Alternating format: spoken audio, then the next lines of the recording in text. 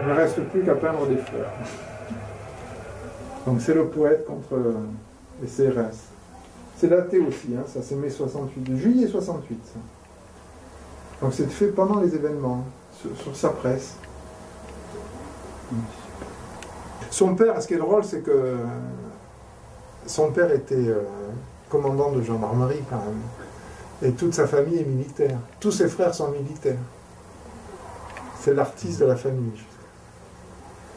Le CRS de mai 68, chez lui, en uniforme, avec sa tapisserie à fleurs et à l'air. On ne pourrait plus faire ça maintenant. Hein. Ça serait mal perçu. Voilà, ça c'est le pavé de mai 68 d'époque. Et Gabriel Paris était sur les barricades. C'était pas un jeune hein, à l'époque, puisqu'il est né en 24, mais il était très engagé.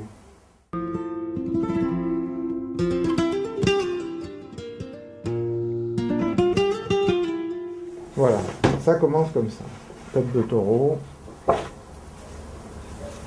Donc Gabriel Paris faisait ça en fait, il faisait des... Voilà. Ça c'est l'affiche qui présente le livre. 68, voilà. Donc c'est avec des textes de Michel Leiris, qui faisait des textes pour Picasso, sur les textes de Michel Leiris. Parce que Gabriel Paris, il aimait bien ça, il prenait des textes et il mettait son imaginaire. Donc tout est fait à la main, c'est 22 lithographies, 40 linogravures, 3 eaux fortes, 3 burins. Vers la tauromachine. Voilà, ça c'est très beau, Manon et Manon. Tout un travail, c'est très précis quand même. Donc ces livres, il les vendait des libraires. On faisait, je me rappelle quand j'étais enfant, on allait dans les Alpes-Maritimes voir les grands libraires et il allait avec un livre sous le bras essayer de vendre un de ses livres aux grands libraires. Et c'est ce qui nous... Et on attendait pour savoir si on allait manger le soir ou pas d'ailleurs. Voilà. C'était un pacifiste, c'est pas un passionné des corridas, mais à une époque il s'y intéressait parce que les artistes s'intéressaient aux corridas pour la couleur, le rapport à la mort, la foule, cette ambiance très colorée, très graphique. Voilà. D'ailleurs c'est assez critique. C'est pas une ode à la corrida finalement. Voilà.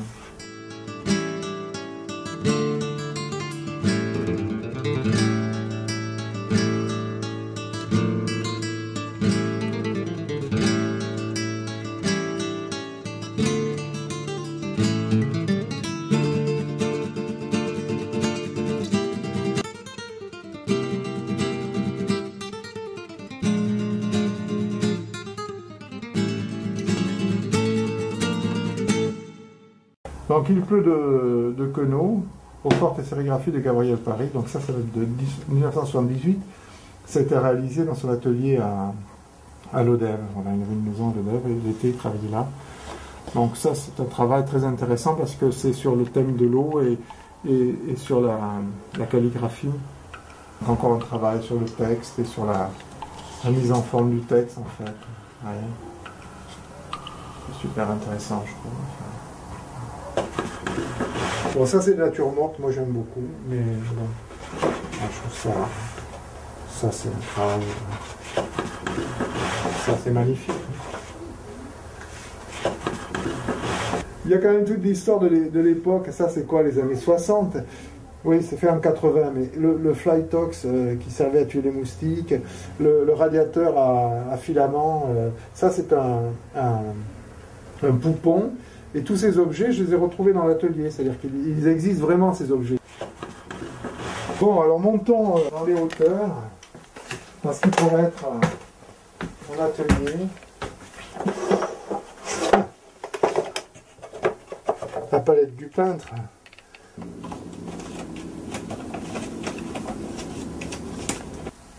Voilà, ça c'est des cahiers de croquis. Donc il y a toute l'œuvre en fait ici. Voilà, avec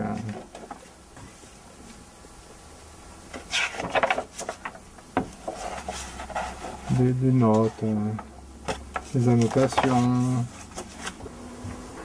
Ça c'est les archives sonores, visuelles.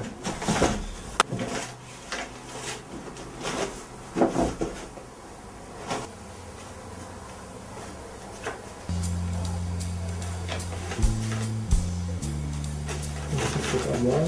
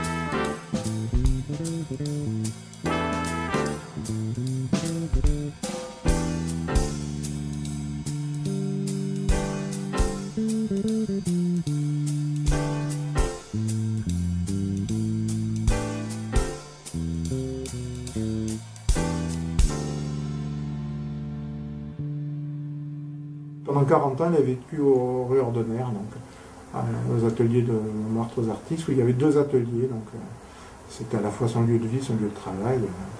Et puis il descendait dans le sud, où il avait ses origines, du côté du Brissan, Narbonne, Lodève, l'Hérault, Languedoc-Roussillon. Alors, il adorait ce genre de truc, il s'amusait avec les films, les trucs de vampires, avec des têtes pas possibles. Ouais, il s'amusait bien. Voilà, c'était la même que tout à l'heure. Il était très anti-bourgeois, enfin, c'est vraiment la caricature de l'artiste, anti-militaire, plutôt décalé, un peu anarchiste, beaucoup anarchiste. C'est ça son esprit.